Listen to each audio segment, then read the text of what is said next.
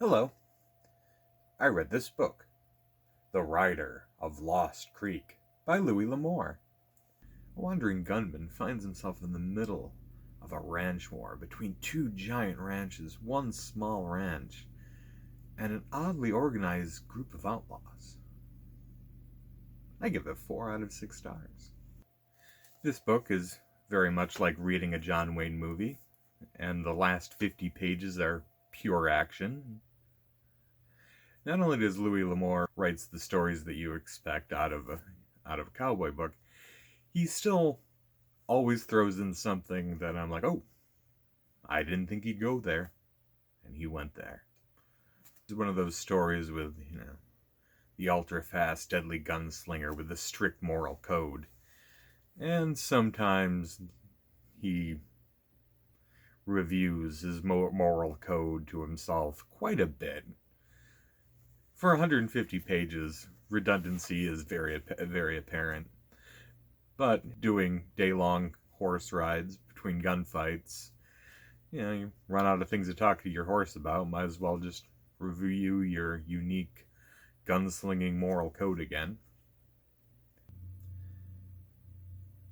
This is the first of a series of books with this particular gunslinger. And while I don't mind the gunslinger, it does kind of seem a shame as he seems to be wandering gun for hire style, that like the situation that Louis L'Amour did a great job building, the supporting cast and the little world that he made was very interesting, very well built. And well, if it's a series of wandering gunslinger novels, it's kind of a shame you won't see these characters or this situation much in the future. At one point, our hardened gunslinger is handed a telegram, and he just puts it in his pocket, and he doesn't immediately read it. It's a telegram, and he's a loner gunslinger guy who goes his own way, no one knows where it is, so if a telegram finds him, and he's also a very educated gunslinger, so he does know how to read. And like a telegram, it's like the length of a tweet. People, they charge by the letter. He should be able to read it by the time it's handed to him. He looks at it and puts it in his pocket. He could do that in the middle of a gunfight. It's not that hard to take in visual stimuli. At least he'll know enough about the telegram to see if, do I want to read the whole thing? It's a telegram. If you get a telegram, you're going to read it, even if you are a loner cowboy. The actual book itself is nice. It is as old as I am and has, nice pictures of cows and horses on the front. I like that in a book. And, old paperbacks, yellowing pages, smells nice. But